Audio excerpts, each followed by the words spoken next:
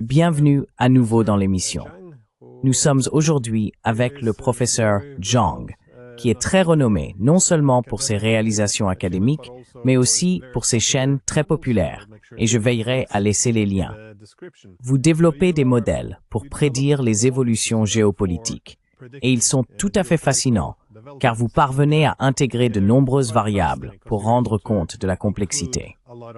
Donc, oui, je me suis dit qu'un bon point de départ serait un sujet que beaucoup de gens examinent en ce moment. Je veux dire, si vous allez sur n'importe quelle plateforme de médias sociaux, tout le monde compare ce qui se passe en Occident à la chute de l'Empire romain. Mais cela soulève la question.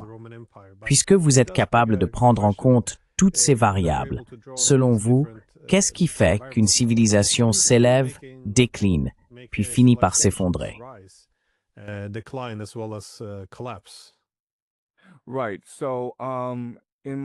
D'accord.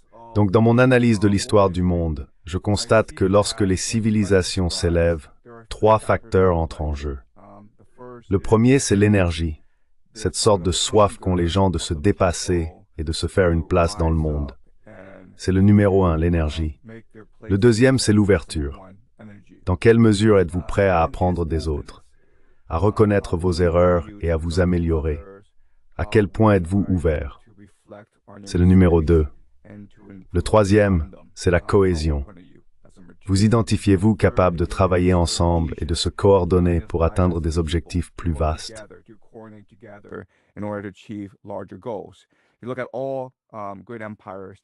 Si l'on observe tous les grands empires, ils ont tous commencé comme des tribus des confins qui, grâce à leur énergie, leur ouverture et leur cohésion, ont réussi à dominer leur partie du monde.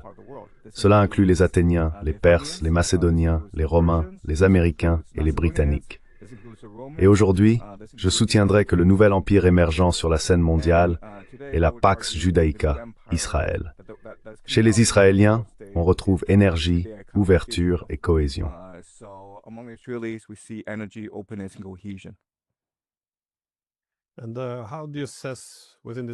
Et comment évaluez-vous, dans ce cadre, ce qui se passe avec l'Occident politique, c'est-à-dire les États-Unis et l'Europe? Car quel que soit le facteur que l'on considère, qu'il s'agisse de la politique, de l'économie ou de la cohésion sociale, il semble y avoir beaucoup de morosité, et peut-être à juste titre. Alors, quelle direction voyez-vous le monde occidental prendre aujourd'hui?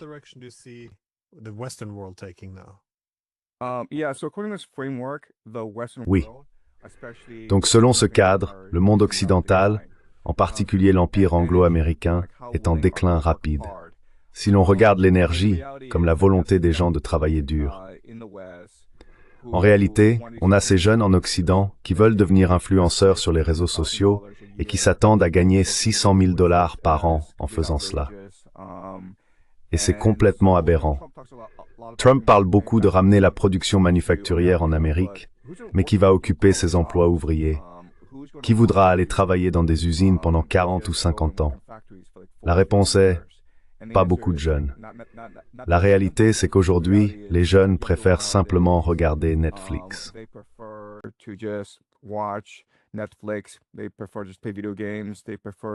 Préfèrent simplement jouer aux jeux vidéo. Ils préfèrent passer du temps sur les réseaux sociaux. Ils ne veulent vraiment pas investir leur temps et leur énergie dans la création d'une grande société. Donc en termes d'énergie, l'Occident est clairement en déclin. Quant à l'ouverture, on observe de nombreuses restrictions à la liberté d'expression, surtout dans les universités. Il y a la DEI et maintenant une répression des discours qui défendent les droits des Palestiniens ou critiquent ce qui se passe en Palestine, en gros. Pendant les confinements liés au Covid, il y a également eu une énorme restriction de la liberté d'expression. Donc en matière d'ouverture, nous constatons un déclin massif dans le monde occidental, et cela, je pense, est très problématique. Et le troisième facteur, c'est la cohésion, n'est-ce pas?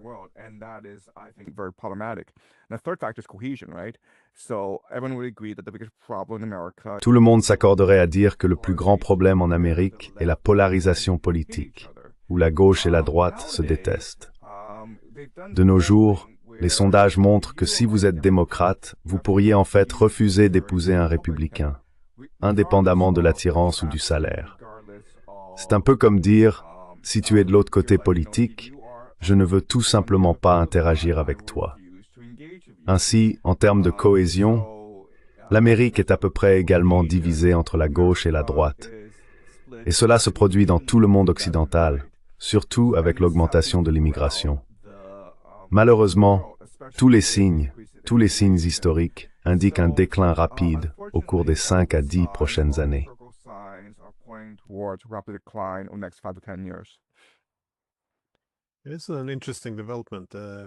C'est une évolution intéressante. La montée des identités politiques aux États-Unis et, dans une large mesure croissante, également en Europe. L'idée même de l'État-nation fait appel à certains instincts de la nature humaine, c'est-à-dire que nous nous divisons en groupes d'appartenance et en groupes extérieurs, et le groupe d'appartenance devient assez distinctif. Tout comme nous avons le désir de reproduire la famille, nous avons un instinct à reproduire la nation. Mais lorsque le groupe extérieur devient constitué de personnes au sein même de votre propre nation, et c'est ainsi qu'ils se parlent entre eux, vous avez dit « haine », n'est-ce pas? Je crois que vous avez dit « haine ».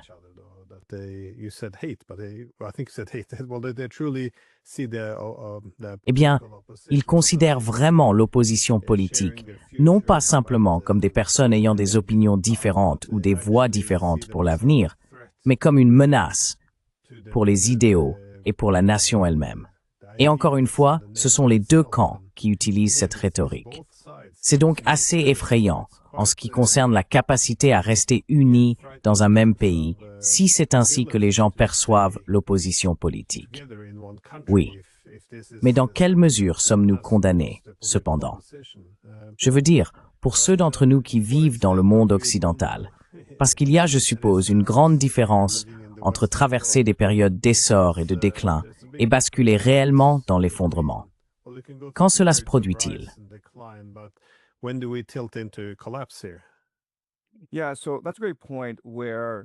Oui, c'est un excellent point. La cohésion sociale est un énorme problème dans le monde occidental, surtout en Amérique. La question est donc, pourquoi ça se produit-il? Pourquoi y a-t-il autant de polarisation sociale et politique? Pour cela, examinons 3 théories, d'accord? La première est celle de Peter Turchin, qui a proposé l'idée de la surproduction des élites. Il a étudié les guerres civiles romaines, la Révolution française. Il a observé toutes ces périodes de troubles politiques et il a identifié la surproduction des élites comme le principal facteur menant à la guerre civile. Son raisonnement est que le monde n'est pas divisé entre riches et pauvres. Il est divisé entre ceux qui ont beaucoup et ceux qui ont un peu mais en veulent davantage, entre la haute noblesse et la petite noblesse.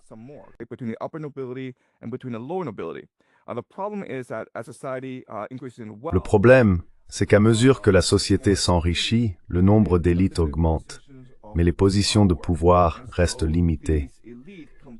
Ces élites se retrouvent donc en concurrence les unes avec les autres pour ces postes restreints.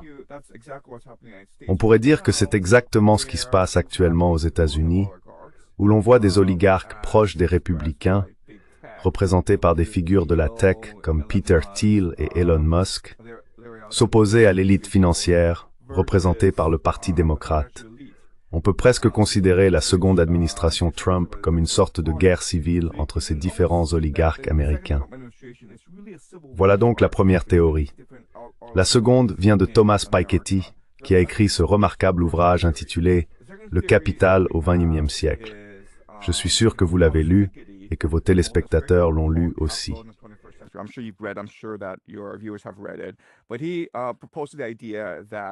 Mais il a avancé l'idée qu'avec le temps, le capitalisme conduit naturellement à une économie de rentier, où le simple fait de spéculer rapporte plus d'argent que le travail productif. Ainsi, si vous placez votre argent en bourse, vous pouvez espérer un rendement d'environ 5%. Si vous ouvrez un restaurant ou lancez une usine, vous obtiendrez peut-être un rendement d'environ 2%. Par conséquent, tout le monde finit par investir son argent dans le capital spéculatif, ce qui conduit à la surfinanciarisation de la société. À terme, cela mène à un effondrement financier, car plus personne ne produit de véritables richesses. Et le troisième théoricien est Oswald Spengler, qui soutenait que toutes les civilisations sont organiques et ont des cycles de vie, c'est-à-dire qu'elles naissent, se développent, atteignent leur maturité, puis meurent. C'est simplement un cycle naturel. Il n'y a rien que vous puissiez y faire. Donc si vous examinez ces trois théories et que vous appliquez leur cadre aux États-Unis, le pays est vraiment en grande difficulté, et pas seulement les États-Unis, mais le monde occidental dans son ensemble. Parce que comment gérer la surproduction des élites? Eh bien, la seule façon d'y faire face, c'est par la révolution ou la guerre civile. Par une destruction sociale cataclysmique, où la majorité des élites est éliminée afin que la société se réinitialise. Ainsi, Peter Turchin nous dit que nous sommes fichus. Puis si l'on regarde Thomas Piketty, on constate la monopolisation et la consolidation du capital aux États-Unis, où désormais seules quelques entreprises représentent environ un tiers de la richesse boursière, n'est-ce pas? On a donc les 7 magnifiques, qui constituent à peu près un tiers de la valeur de l'indice boursier Standard & Poor's.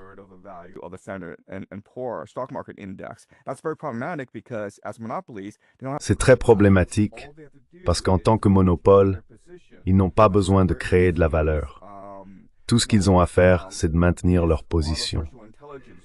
Et c'est pour cela que nous voyons cette bulle de l'intelligence artificielle se former aux États-Unis, ce qui est très périlleux et précaire pour l'économie américaine.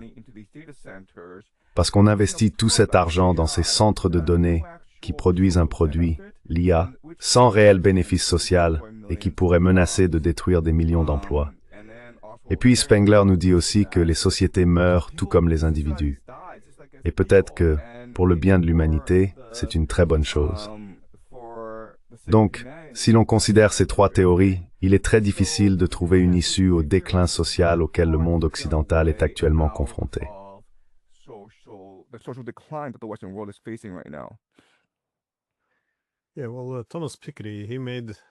Oui, eh bien, Thomas Piketty, dans son livre Le Capital, a souligné que les États-Unis disposaient d'une meilleure configuration pour développer la démocratie.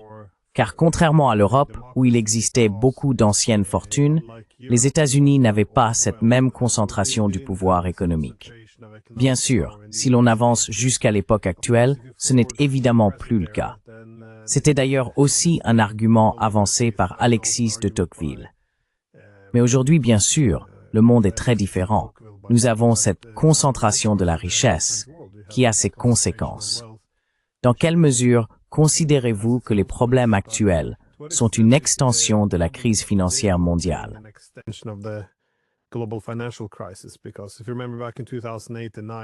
Parce que si vous vous souvenez, en 2008 et 2009, beaucoup craignaient que le modèle économique dirigé par les États-Unis ait atteint ses limites.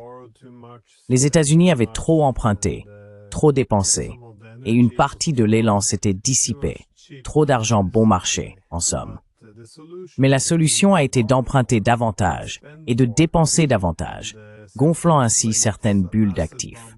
La plupart des gens ont alors compris que ce n'était qu'une façon de repousser le problème. Est-ce là où nous en sommes aujourd'hui? L'argent bon marché simplement repoussé dans le temps. Parce que je me souviens qu'en 2009, la dette s'élevait à environ 9 000 milliards de dollars.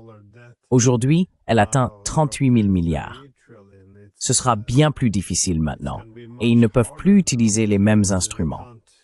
Comment voyez-vous cette question de l'argent bon marché?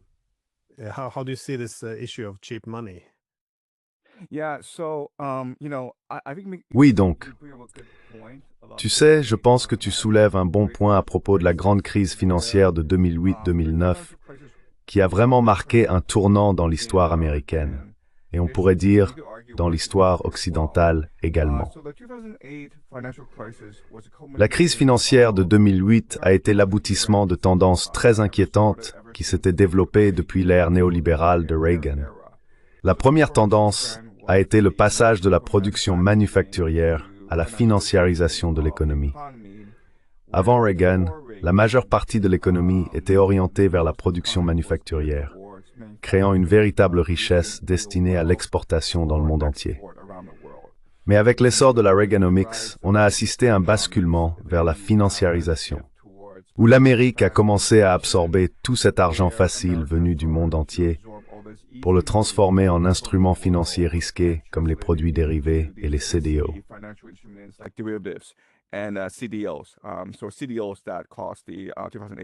Ainsi, les CDO ont provoqué la grande crise financière de 2008. C'est la première tendance. La deuxième tendance est la déréglementation du secteur financier, avec l'abrogation du Glass-Steagall Act, qui séparait la banque de détail de la banque d'investissement. Cela a conduit à une consolidation massive du secteur financier, et ces banques sont devenues trop grandes pour faire faillite. La troisième grande tendance est essentiellement la capture des élites à Washington, D.C. Vous vous souvenez peut-être que dans les années 1990, avant Bill Clinton, le Parti démocrate était le parti de la classe ouvrière.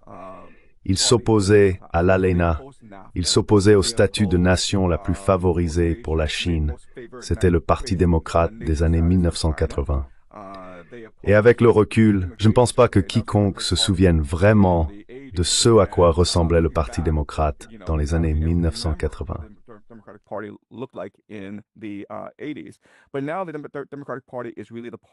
Mais aujourd'hui, le Parti démocrate est vraiment devenu le parti de la classe dirigeante professionnelle, en particulier du secteur financier. On assiste donc à une capture des élites à Washington, D.C. Et 2008 a marqué un tournant, car souvenez-vous, Obama s'était présenté avec le slogan « Espoir et changement ». Ce qu'il promettait, c'était essentiellement d'inverser toutes ces tendances qui créaient cette élite parasitaire en Amérique. Mais bien sûr, une fois arrivé au pouvoir, il a nommé Larry Summers. Et vous savez, Larry Summers et son équipe étaient les mêmes personnes qui avaient provoqué la grande crise financière à l'origine pour résoudre le problème. Et ce qu'ils ont fait, c'est permettre un assouplissement massif. En gros, ils ont renfloué tous leurs amis de Wall Street et laissé tomber le peuple américain.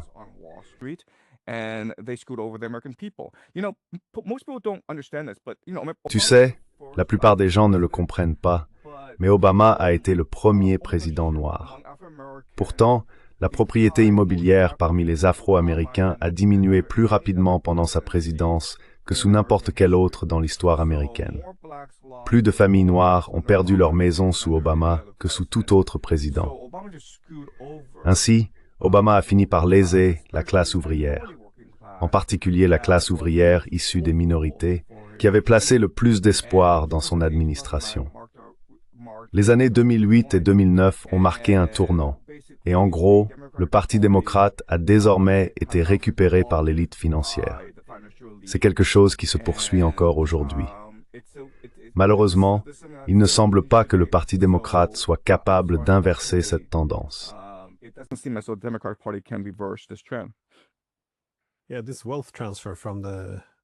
Oui, ce transfert de richesse de la classe moyenne vers les riches a été tout à fait extraordinaire. On pourrait alors s'attendre à une révolte contre les élites en conséquence. Et lorsque nous parlons de populisme, un mot aujourd'hui largement diabolisé, il s'agit en réalité du peuple qui souligne que les élites se sont trop détachées du public. Mais cela semble être une critique ou une réaction tout à fait naturelle face à ce type de transfert de richesse. J'aime que tu reviennes à la Grèce antique, car une préoccupation majeure pour des penseurs comme Platon ou Aristote était que la démocratie pouvait dégénérer en tyrannie. Plus un peuple restait libre ou jouissait de la liberté, plus il commençait à remettre en question toutes les autorités extérieures. Le fils défiait le père, l'élève défiait le maître.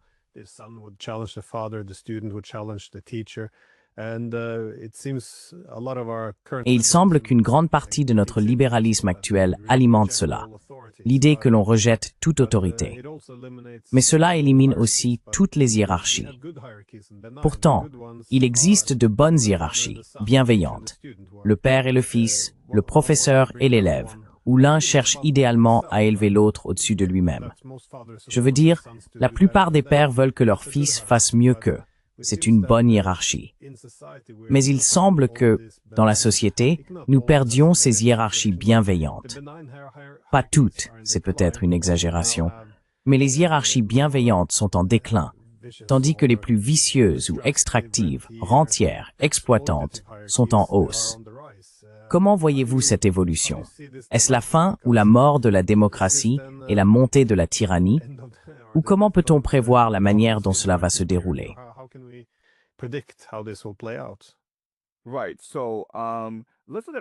D'accord. Regardons la Rome antique. D'accord. Après les 3 guerres puniques, Rome était la maîtresse incontestée de la Méditerranée. Mais elle possédait cette machine de guerre qui continuait à tourner, en lançant des guerres à l'étranger. Pourquoi? Parce que toute l'économie romaine reposait sur la guerre. Ce qui se passait, c'est que la noblesse déclenchait ces guerres pour capturer des esclaves afin de faire fonctionner leur domaine. Lorsqu'ils lançaient ces guerres, ils enrôlaient des paysans. Et comme ces paysans ne pouvaient plus travailler leurs terres, ils devaient contracter des prêts en mettant leurs terres en garantie. Et bien sûr, par malchance, parce qu'ils étaient tués à la guerre, la famille perdait la terre.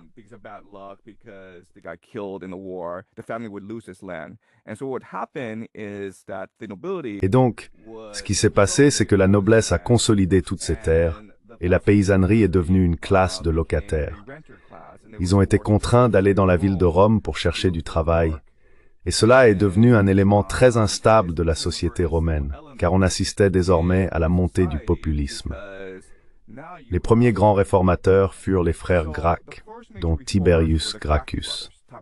Son programme de réforme était le plus inoffensif, le plus raisonnable de toute l'histoire humaine. Tout ce qu'il disait, c'était « Eh les gars, notre classe paysanne ne peut plus travailler sa terre, car il ne reste plus de terre pour elle. »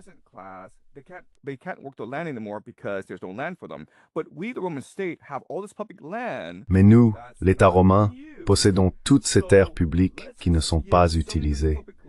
Alors, donnons simplement une partie de ces terres aux paysans qui veulent travailler dur et cultiver de la nourriture pour leur famille. C'est la stratégie la plus raisonnable du monde, non? Le problème, c'est que la noblesse considérait les terres publiques comme des terres privées. Même si elle ne faisait que les exploiter, elle pensait qu'il s'agissait de sa propre propriété. Elle s'est donc offensée de la proposition de Tiberius Gracchus. Et ce qu'elle a fait, c'est qu'elle l'a battu à mort dans les rues de Rome. Non seulement lui, mais aussi son frère.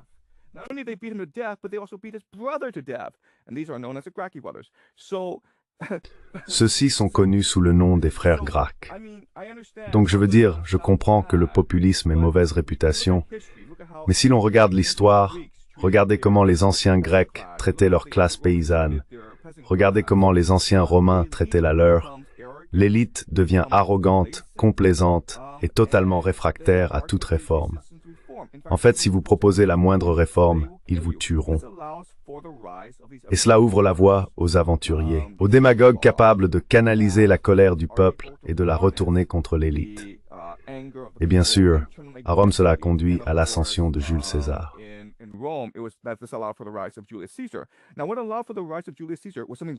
Ce qui a permis l'ascension de Jules César était en réalité quelque chose de très simple. Il traitait les gens avec décence. Vous savez, il est parti en Gaule pour mener ses guerres, et au lieu de garder tout le butin pour lui, il l'a en fait distribué à ses soldats. Cela a créé chez eux une loyauté immense, à tel point que son armée a pu vaincre toute la République romaine et établir Jules César comme dictateur de Rome. Bien sûr, cela a fini par conduire à son assassinat, mais cela a ensuite entraîné sur l'ascension d'Octave César et la fondation de l'Empire romain. Donc, si l'histoire nous enseigne quelque chose, c'est bien cela.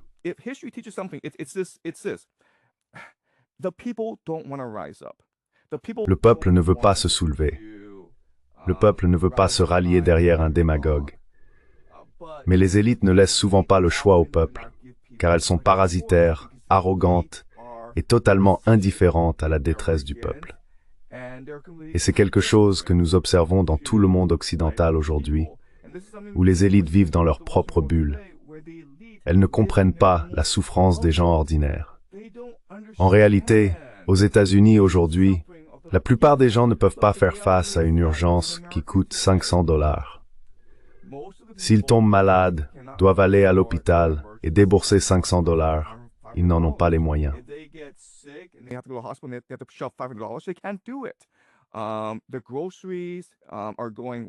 Les prix des produits alimentaires montent en flèche. Ils sont lourdement endettés. Je veux dire, si vous êtes un Américain moyen, la vie est vraiment difficile pour vous et vous ne voyez vraiment aucune issue possible. Écoutez, 2016. D'accord, nous vivrions dans un monde différent si en 2016, Bernie Sanders avait été le candidat démocrate. Et honnêtement, si les démocrates avaient eu une primaire démocrate équitable, comme les républicains, Bernie Sanders aurait été le candidat en 2016 et en 2020, et il aurait remporté la présidence. Mais ils ont insisté pour truquer la primaire, et cela a permis l'ascension de Trump.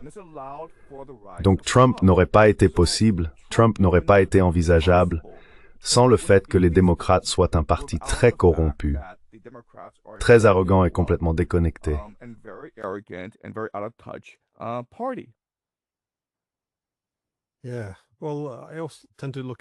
Oui, eh bien, j'ai aussi tendance à voir le populisme comme une réaction à une élite qui devient de plus en plus déconnectée. Mais tu marques un bon point. Les populistes n'ont pas toujours de bonnes réponses. Je veux dire, ils sentent bien l'humeur du public, ils réagissent à cette frustration, mais je voulais te poser une question à propos de Trump pour cette raison. Parce qu'en Europe surtout, aucun journaliste ni politicien ne comprend pourquoi les Américains auraient voté pour lui. Honnêtement, j'aurais probablement voté pour lui si j'avais été Américain, juste pour mettre un grain de sable dans le système, parce qu'il n'était pas viable.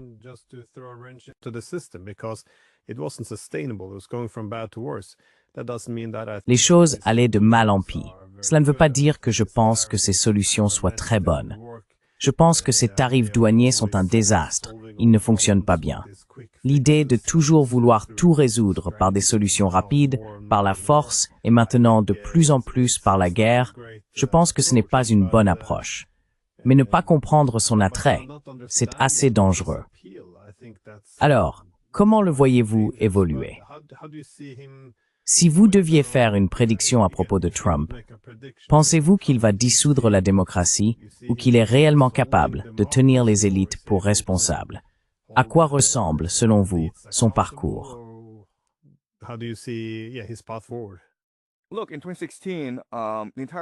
Écoutez, en 2016, le monde entier a été choqué, déconcerté, confus, perplexe, troublé par le fait qu'il ait réussi à battre Hillary Clinton, qui était une politicienne de carrière. Elle avait été secrétaire d'État, également première dame. Elle possédait une immense expérience politique, avec, vous savez, une équipe de milliers de politiciens chevronnés solidement derrière elle. Elle aurait donc été une candidate et une présidente très efficace si elle avait gagné. Mais les Américains ne voulaient pas de cela, parce que, comme vous le dites, ils en avaient assez du système tel qu'il était. Hillary Clinton aurait simplement été une autre politicienne corrompue qui s'occupait de ses amis et trahissait la classe moyenne américaine. Et donc, vous savez, ils ont fait ces interviews avec des Américains ordinaires et on leur a demandé, par exemple, « Pourquoi avez-vous voté pour Trump alors qu'il n'était pas un politicien fiable ni expérimenté ?»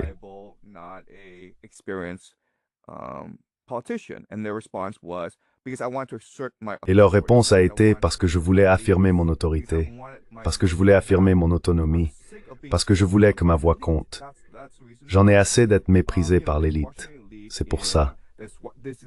Vous savez, cette élite de Washington, à Washington DC, à San Francisco, à New York, elle ne sait même pas que j'existe. Et maintenant, en élisant Trump, ils savent que j'existe et que ma voix compte. C'est pour ça qu'ils ont voté pour lui. Puis, en 2020, les gens ne voulaient plus de la division que Trump avait provoquée, alors ils ont élu Biden.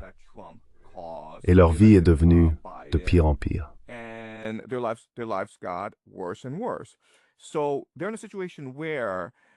Ils se trouvent donc dans une situation où, si tu veux, s'ils votent pour la personne qu'ils sont censés soutenir, cette personne ignore tout simplement leur détresse.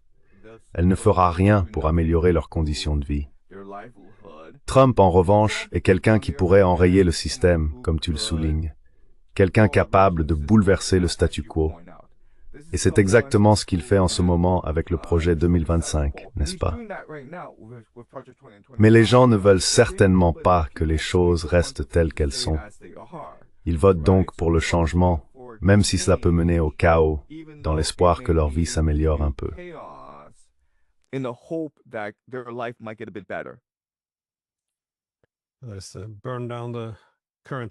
Brûlons la maison actuelle en espérant que quelque chose d'autre prendra sa place. Mais je veux passer à des points plus précis, car ici, en Europe, nous menons actuellement un combat. Eh bien, j'aurais parlé d'une guerre par procuration contre la Russie, mais elle devient de plus en plus directe. J'ai trouvé intéressant que vous ayez mentionné Spengler plus tôt dans le discours sur la civilisation, car il qualifiait les Russes de plus barbares et primitifs. Mais lorsqu'il le faisait, il le disait dans le sens que vous avez décrit, qu'ils étaient plus jeunes. Il voyait en réalité un avantage à se rapprocher des Russes pour aider l'Europe à retrouver une partie de sa vitalité et de sa jeunesse.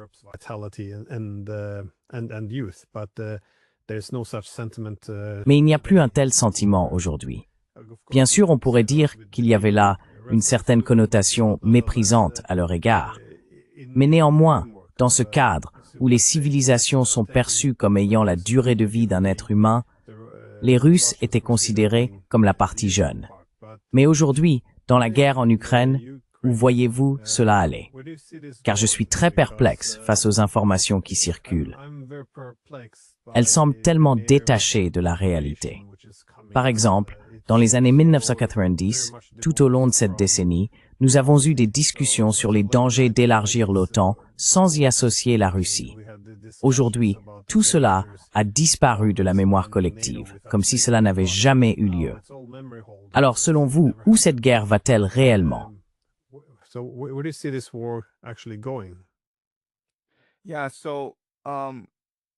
Oui, donc je pense que depuis un an, la guerre est essentiellement terminée. Si l'on regarde simplement les lignes de front, si l'on observe la manière dont les Russes mènent cette guerre par rapport à la façon dont les Ukrainiens la mènent, les soldats russes font preuve d'énergie, d'ouverture et de cohésion. Ce que je veux dire par là, c'est qu'ils apprennent constamment de leurs erreurs et s'adaptent aux circonstances. Les Russes ont vraiment maîtrisé la guerre interarmes à des fins de reconnaissance.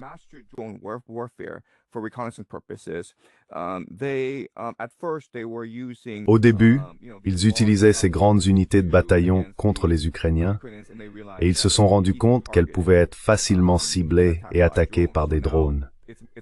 Alors maintenant, ce sont 2 ou 3 éclaireurs d'infanterie à moto et cela détruit les défenses ukrainiennes, car les lignes de front sont immenses et les Ukrainiens ne parviennent pas à répondre à une telle énergie et à une telle initiative de la part des soldats russes. Si vous parlez à ces soldats russes, si vous les interrogez sur les lignes de front, ils vous diront qu'il s'agit d'une croisade.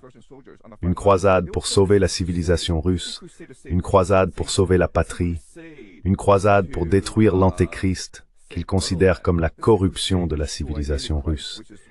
Ils sont donc extrêmement énergiques, extrêmement ouverts, extrêmement soudés. Et ensuite, vous allez parler aux soldats ukrainiens.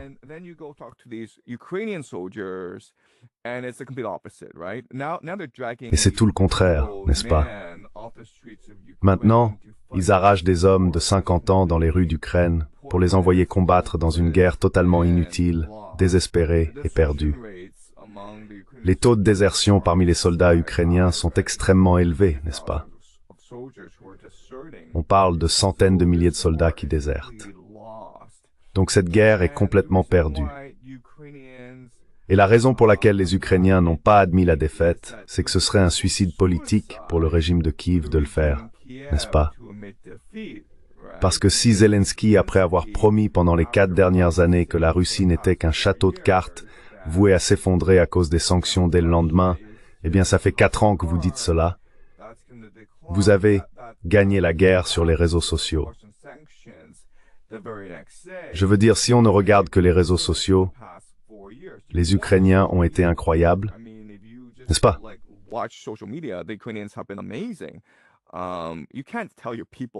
Vous ne pouvez pas dire à votre peuple que la guerre est perdue.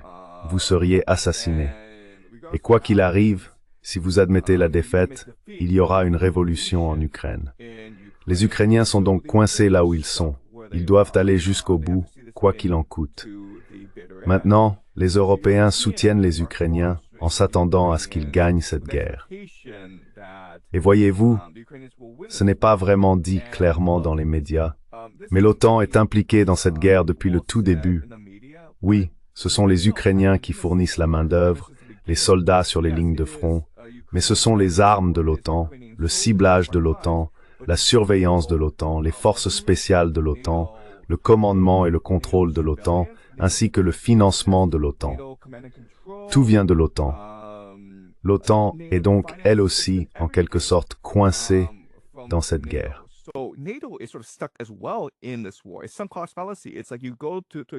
C'est une sorte de sophisme. C'est comme si vous alliez dans un casino et que vous aviez perdu $1 million. Vous ne pouvez pas simplement partir. Parce que comment expliquer à votre femme que vous avez perdu $1 million, n'est-ce pas? Donc vous êtes coincé là où vous êtes. L'Ukraine est coincée. L'OTAN est coincée. Et cette guerre ne sera résolue que par une solution militaire.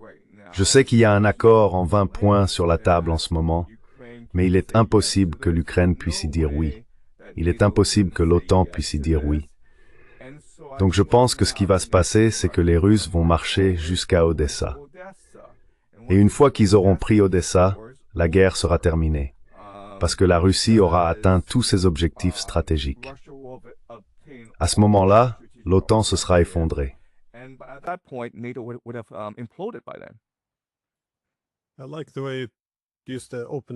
J'aime la façon dont tu as utilisé l'ouverture comme point de départ, car souvent, en Occident, nous adhérons à l'idée que nous sommes ouverts parce que nous sommes une démocratie libérale, tandis que la Russie est autoritaire, donc fermée.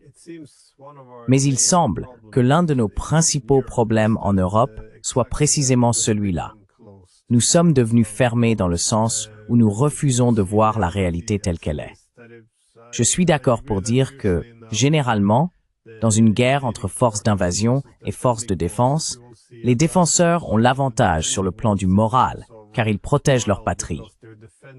Ils ont une motivation plus forte que quiconque agit simplement par opportunisme militaire. Mais c'est un peu l'hypothèse qui a prévalu en Occident, que les Ukrainiens se battraient et que les Russes fuiraient, simplement une fois qu'ils auraient pris conscience de la corruption morale de leur gouvernement, qui cherchait seulement à s'emparer de nouveaux territoires.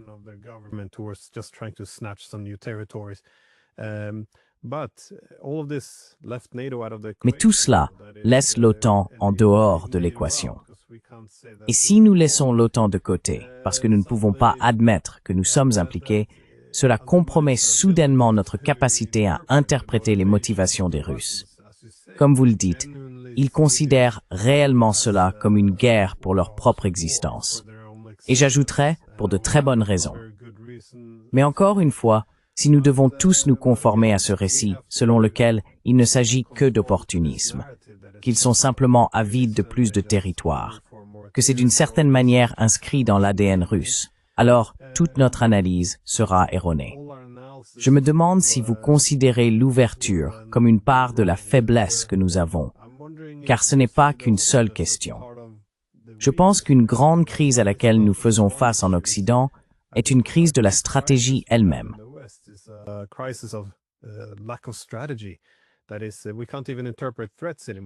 Autrement dit, nous ne savons même plus interpréter les menaces. Les menaces impliquent d'évaluer les intentions et les capacités. Mais lorsque vous êtes obligé de haïr votre adversaire, comment pouvez-vous interpréter ses intentions et ses capacités de manière objective? Je veux dire, en Europe, on ne peut même pas discuter des préoccupations sécuritaires de ses adversaires, n'est-ce pas? Venez sur ce continent et essayez d'expliquer ce que vous pensez être les préoccupations sécuritaires de la Chine, de l'Iran ou de la Russie, vous seriez crucifié. Votre carrière serait détruite. On s'en prendrait à vous. C'est incroyable. Comment peut-on élaborer des politiques sensées si l'on ne peut même pas parler de ses adversaires d'une manière qui les humanise?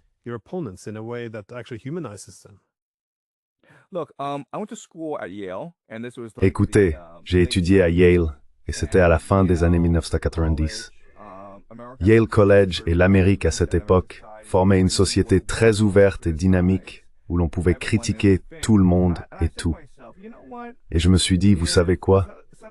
Si une société est aussi ouverte, il est impossible qu'elle décline un jour. Avançons jusqu'en 2016, d'accord? Il y a eu le Brexit, il y a eu l'élection de Donald Trump. Et à ce moment-là, si vous faites partie de l'élite, c'est le bon moment pour réfléchir et reconnaître que le monde n'est pas tel que vous le percevez, et pour admettre qu'il existe de graves problèmes dans la société qui doivent être résolus, notamment les inégalités de richesse, la corruption et l'endettement des plus pauvres.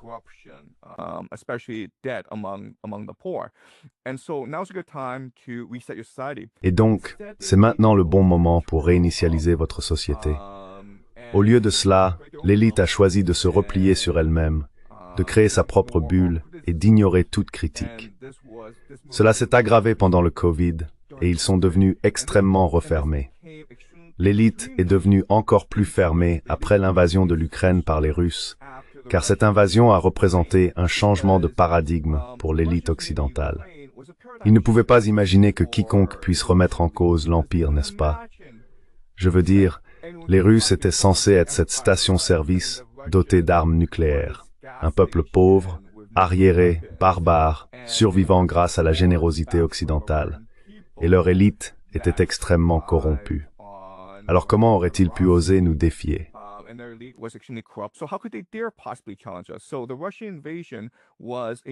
Ainsi, l'invasion russe a été un choc majeur pour l'élite.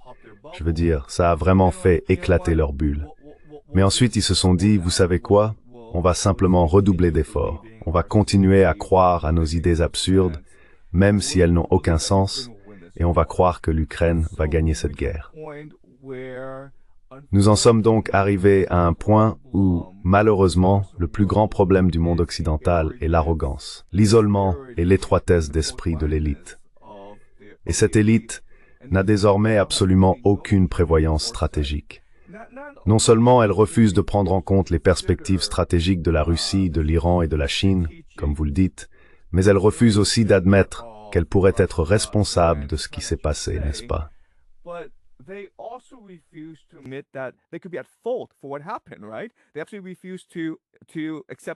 Ils refusent absolument d'admettre que l'expansion de l'OTAN a provoqué les Russes à entrer dans cette guerre et ils n'ont aucun plan pour aller de l'avant.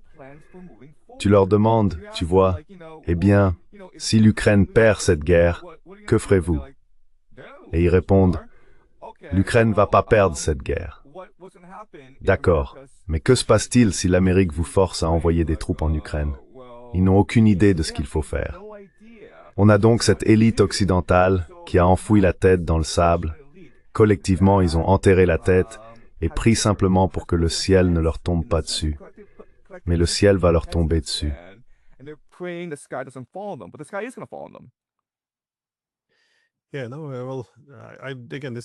Oui, non. Enfin, encore une fois, c'est l'un de ces cas où je n'ai jamais rien vu de tel.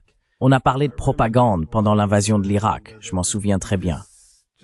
Et cela n'a tout simplement rien à voir en comparaison. Je veux dire, cette couverture médiatique sur les Russes, envoyant des vagues de chair à canon et tout ça, c'est facile à réfuter, mais c'est justement mon point. Si l'on vivait dans une société ouverte où l'on pouvait le réfuter, ce serait une chose. Mais même si l'on examine toute l'histoire du conflit, depuis le coup d'État, il est très facile de trouver des preuves que c'en était un, qu'il y a bien eu un renversement, et que dans les 24 heures suivant ce coup d'État, les États-Unis et d'autres ont commencé à prendre le contrôle des services de renseignement, du gouvernement et de l'économie de l'Ukraine pour l'utiliser comme un outil contre les Russes.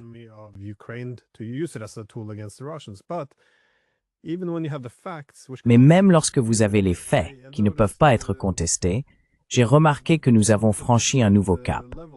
Maintenant, ils disent, eh bien, alors vous soutenez les récits russes. Ce n'est donc plus une question de vérité ou de fausseté.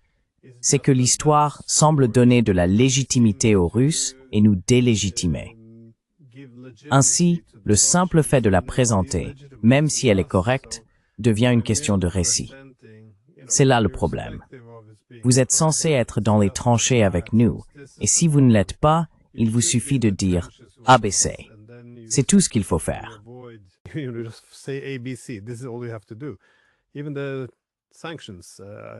Même les sanctions. C'est quelque chose qui m'a également intrigué, car depuis 2014, c'est le principal sujet de mes recherches. La Russie diversifiant son économie, se tournant vers l'Est, se rendant plus résistante aux sanctions. J'ai donc dit tout de suite, dès que les sanctions sont arrivées, qu'elles ne pourraient jamais réussir.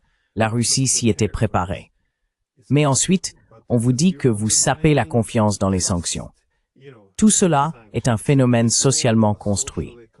Si nous croyons que les sanctions fonctionnent, les gens les soutiendront et finalement la Russie sera épuisée. Ainsi, la réalité ne fait plus partie de la discussion. Ce n'est plus qu'une bataille de récits, semble-t-il.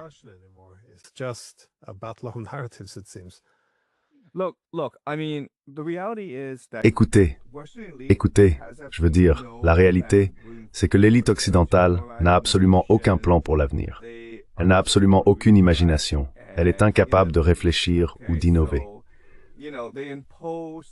D'accord, donc vous savez, ils imposent des sanctions à la Russie en 2020 parce qu'ils en avaient déjà imposé en 2014. Et vous savez, Trump arrive au pouvoir, et à ce stade, tout le monde sait que les sanctions ne vont pas fonctionner. En fait, l'économie russe se porte plutôt bien. Donc vous savez, la Russie dispose de tellement de moyens de contournement face à ces sanctions occidentales. Et Trump a essentiellement dit à Poutine, « Si tu ne coopères pas avec moi, je vais t'imposer des sanctions. » Nous en sommes donc arrivés à un point où le monde occidental tout entier vit dans sa propre bulle, complètement déconnecté de la réalité.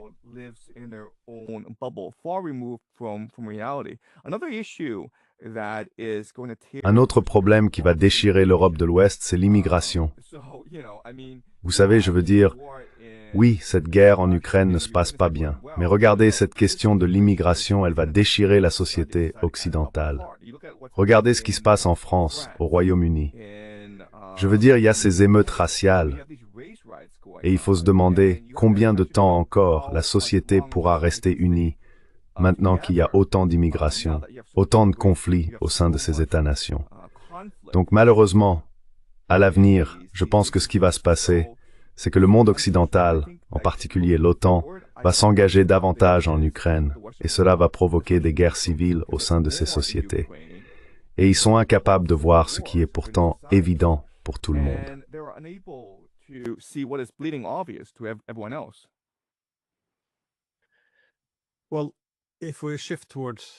Eh bien, si nous nous tournons vers une autre partie du monde, car ce sont effectivement des temps troublés, en grande partie à cause de l'épuisement de l'Occident, mais aussi de l'émergence de nouveaux centres de pouvoir.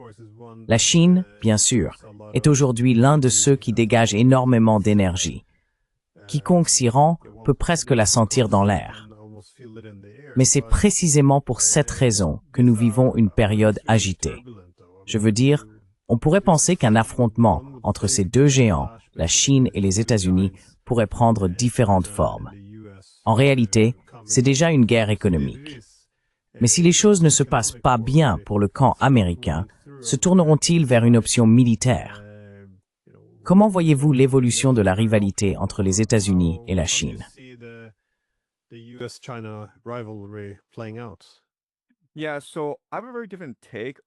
Oui, donc j'ai une vision très différente de la rivalité entre les États-Unis et la Chine par rapport à d'autres analystes.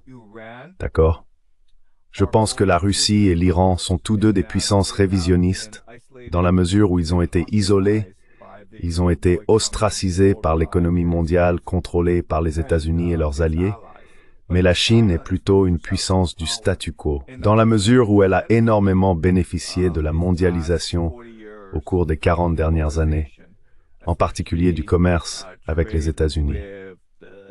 On peut également soutenir que les économies américaines et chinoises sont interdépendantes dans le sens où la Chine utilise son excédent de main-d'œuvre bon marché pour exporter vers les États-Unis.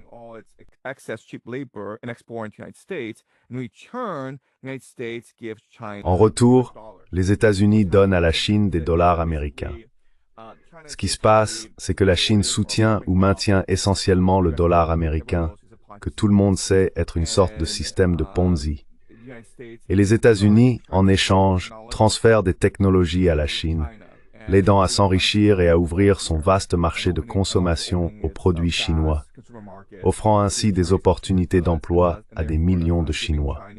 Je pense donc que la Chine et les États-Unis finiront par parvenir à un rapprochement.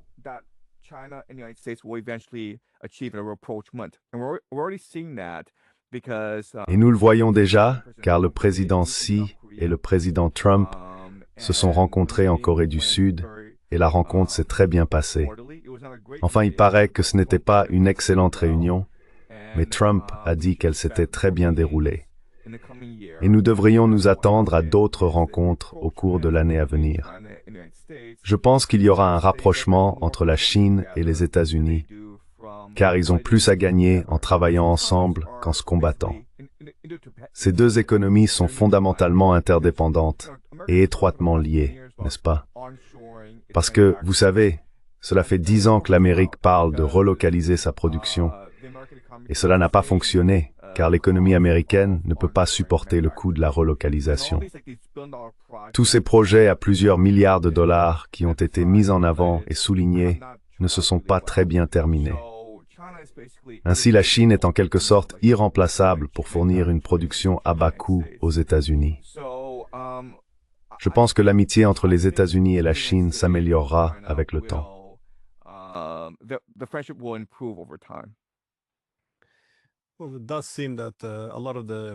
Eh bien, il semble que beaucoup de l'hostilité des États-Unis envers la Chine repose sur l'idée qu'ils ne peuvent pas coexister avec une Chine puissante.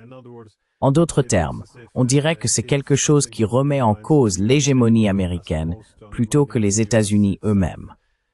Je ne sais pas, j'ai l'impression que les États-Unis ne peuvent pas vraiment restaurer leur ancienne hégémonie. Les années 1990 ne reviendront pas. Et je pense que s'il y avait des discussions plus rationnelles aux États-Unis, et en réalité, de plus en plus de voix le suggèrent, un accord pourrait être trouvé avec la Chine. Car si les États-Unis acceptaient la Chine, ils n'auraient pas besoin d'empêcher son ascension. Les États-Unis pourraient même tirer profit du fait d'être, disons, un parmi d'autres, dans un système multipolaire. Aungani dit si ranks besoin d'uthwarsnor, et c'est ses députés tensu.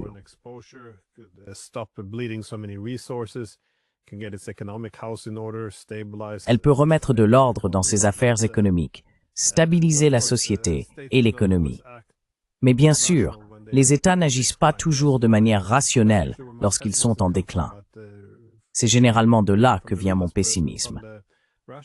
D'un point de vue rationnel, cependant, on pourrait penser que les États-Unis, compte tenu du contre-récit de l'hégémonie, pourraient se stabiliser dans un système multipolaire, qu'il y aurait une certaine marge pour cela.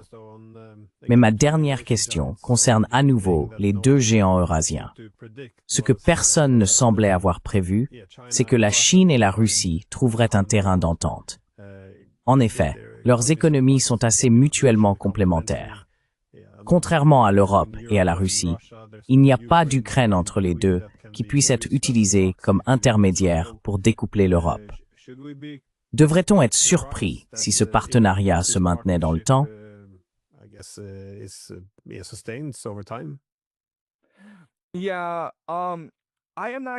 Oui, je ne suis pas très optimiste quant à la relation entre la Russie et la Chine, car je pense qu'il reste encore certaines questions géopolitiques à résoudre.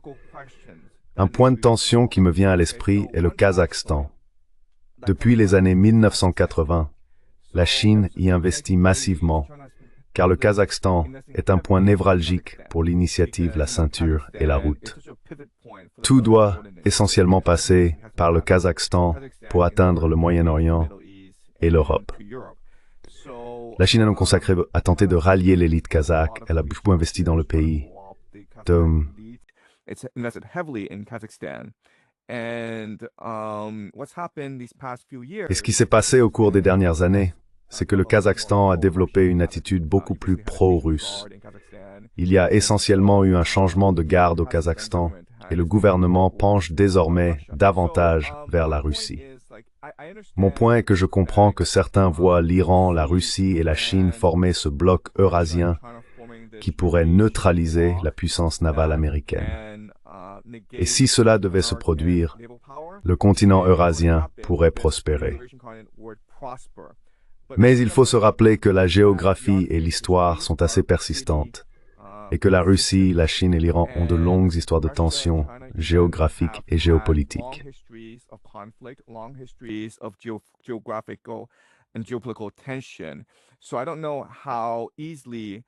Je ne sais donc pas à quel point ces conflits peuvent être résolus facilement. Je sais que la Chine est très fortement investie dans l'initiative La Ceinture et la Route, mais la Russie dispose de son corridor nord-sud et l'Iran a ses propres programmes de routes commerciales. La question est donc la suivante. Si ces trois nations devaient s'unir et collaborer, qui serait le chef de file? Quelle monnaie deviendrait la monnaie universelle? Et tous ces différends territoriaux qui persistent depuis plusieurs siècles peuvent-ils être réglés par la négociation? Je pense qu'il existe de sérieuses questions géopolitiques à aborder avant que ces nations puissent travailler ensemble pacifiquement.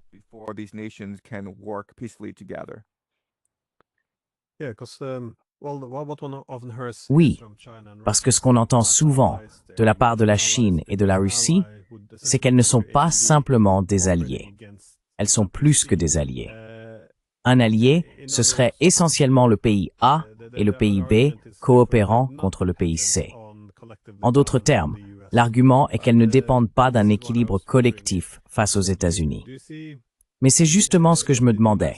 Tout le monde reconnaît que la tentative des États-Unis d'imposer leur primauté a rapproché ces pays.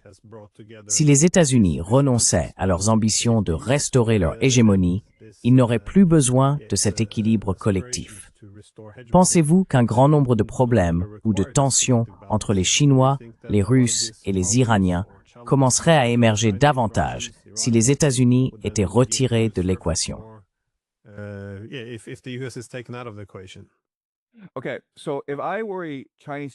D'accord. Donc si j'étais un stratège géopolitique chinois, ce que je ne suis pas, d'accord, mais si je l'étais, si je faisais partie du gouvernement, je dirais que, objectivement parlant, il est probablement préférable pour la Chine que les États-Unis restent en Asie du Sud-Est plutôt qu'ils s'en retirent. La raison, c'est qu'imaginons que les États-Unis partent, d'accord? Eh bien, comment réagirait le Japon? Comment réagirait l'Inde? Comment réagirait la Russie? Comment réagirait la Corée du Sud? Comment réagirait la Corée du Nord? Il y a donc ces différents acteurs géopolitiques dans ma région, et j'aurais vraiment du mal à anticiper leur comportement.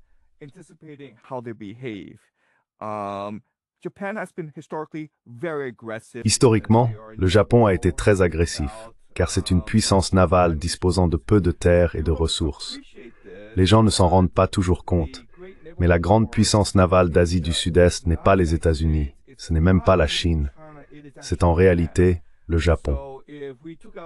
Si l'on retirait la puissance aérienne de l'équation, la marine japonaise serait la force navale dominante en Asie du Sud-Est. Et la raison en est simple. Elle doit l'être. Rappelez-vous, le Japon est une île isolée avec très peu de ressources. Il doit donc être capable d'exercer une hégémonie navale dans toute l'Asie du Sud-Est. Pendant la Seconde Guerre mondiale, ils avaient mis en place ce qu'on appelait la sphère de coprospérité de la Grande Asie orientale.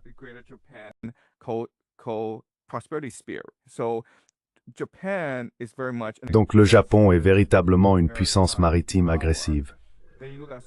Ensuite, on regarde la Corée du Sud, qui a toujours nourri ses animosités historiques envers le Japon et envers la Chine, pour avoir été colonisée par ces deux grandes puissances. Regardez le Vietnam, regardez l'Inde. Donc si je suis un analyste géopolitique, je me dis, vous savez quoi? Je suis satisfait que les États-Unis soient là où ils sont, car au moins ils maintiennent le statu quo. Et je suis satisfait du statu quo parce que je n'ai pas à gérer le Japon, la Corée du Sud, la Russie et l'Inde. Je dis cela en tant qu'analyste géopolitique travaillant en Chine. Je veux simplement dire que je préfère que les choses soient beaucoup plus prévisibles, beaucoup plus stables, beaucoup plus continues.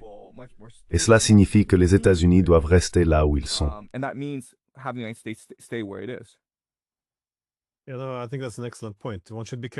Je pense que c'est un excellent point. Il faut faire attention à ce que l'on souhaite. Si les États-Unis quittaient l'Asie de l'Est, il y a de fortes chances que le Japon franchisse le seuil du développement, par exemple, d'armes nucléaires, s'il devait maintenir sa propre dissuasion. Et en effet, il suffit de regarder l'Europe. L'administration Trump a remis en question son intérêt et sa priorité à maintenir sa présence là-bas. Et la réponse? Eh bien, regardez l'Allemagne, qui était autrefois un pays pacifique, ayant tiré les leçons de la Seconde Guerre mondiale. Elle devient maintenant l'un des plus militaristes.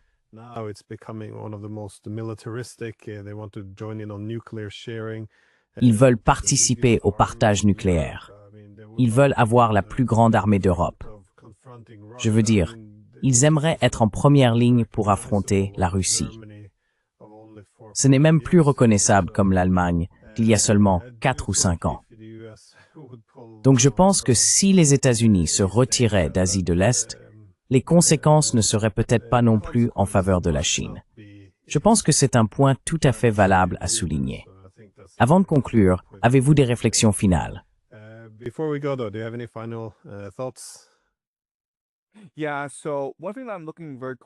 Oui. Donc une chose que j'observe de très près, et je pense que vos téléspectateurs pourraient aussi s'y intéresser, c'est la montée de la Pax Judaïca. Ce que je constate, c'est que de nombreux pays estiment que la Pax Judaïca pourrait servir leurs intérêts et qu'ils en favorisent donc l'essor. Que les États-Unis encouragent la montée de la Pax Judaïca, c'est compréhensible. Mais si j'étais en Russie, Israël serait un excellent partenaire commercial, car vous savez, la Russie finira par gagner cette guerre en Ukraine. Elle contrôlera le Donbass et pourra donc maîtriser environ un tiers des glucides mondiaux. Où se trouve mon marché? Mon marché est en Afrique. Mon marché est au Moyen-Orient.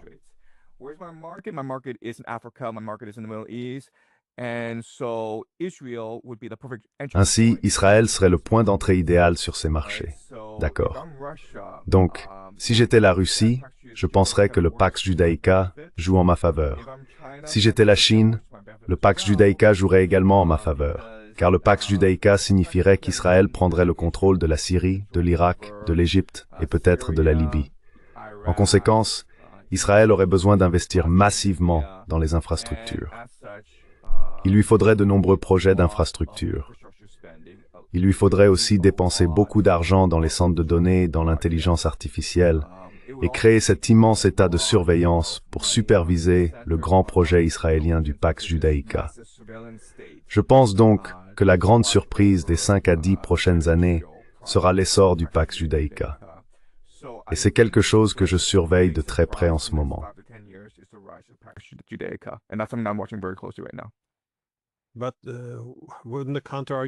Mais l'argument contraire ne serait-il pas qu'Israël commence à s'épuiser en surexploitant son armée? L'économie a également été affectée par le départ de nombreux jeunes. Cela alimente aujourd'hui une grave crise politique. Et vous savez, il semble qu'au cœur de tout cela se cache un problème plus profond. L'ensemble de l'éthique de ce que devrait représenter Israël est remis en question, voire sapé. Bien sûr, on peut aussi ajouter que les voisins, les dirigeants des États arabes et même la Turquie sont désormais confrontés à davantage de difficultés pour expliquer pourquoi ils n'adoptent pas une attitude plus hostile envers Israël. Étant donné que les États-Unis sont en déclin relatif en tant que principal protecteur, on entend généralement l'argument inverse, qu'Israël est en somme condamné.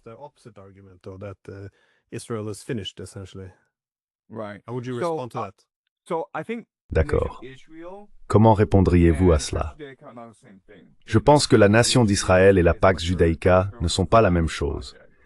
La nation d'Israël est très clairement un projet sioniste, tandis que la Pax Judaïca serait un projet de capital ou de finance transnationale. Disons donc que je dispose d'1 milliard de dollars et que je dois l'investir quelque part. Je ne veux pas l'investir aux États-Unis. car le pays a une dette de 38 000 milliards de dollars. Il est divisé et semble au bord de la guerre civile. Ce serait donc un peu absurde d'y placer 1 milliard de dollars. Où placer cet argent? Eh bien, le seul endroit où je peux le placer et le voir croître avec le temps, c'est en Israël. Et la raison en est que tout le Moyen-Orient, regardez la Libye, l'Irak, la Syrie, est détruit. Mais cela offre des opportunités de croissance, n'est-ce pas?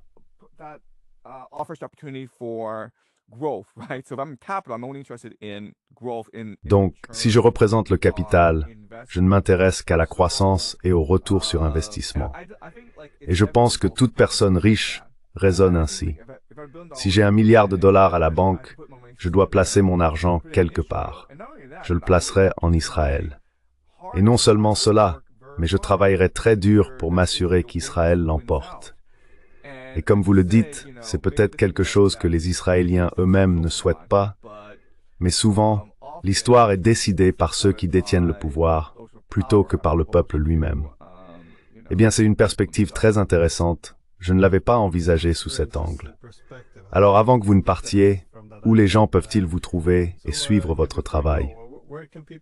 Oui, j'ai une chaîne YouTube, Predictive History, où je mets en ligne mes conférences sur l'histoire.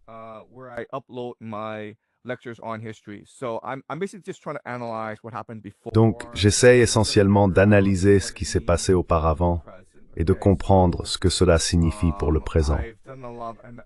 J'ai beaucoup étudié l'histoire du Moyen-Orient et je crois que la Pax Judaïca représente l'avenir. Je pense que cette question deviendra une puissance dominante au Moyen-Orient. Si vous voulez comprendre mon raisonnement et mon analyse, allez sans hésiter voir ma chaîne YouTube Predictive History, où j'explore l'histoire du Moyen-Orient. J'ai également une page Substack, également appelée Predictive History, à laquelle vous pouvez vous abonner. La plupart de nos cours sont gratuits, donc si vous vous intéressez à mon analyse géopolitique, je vous la recommande vivement.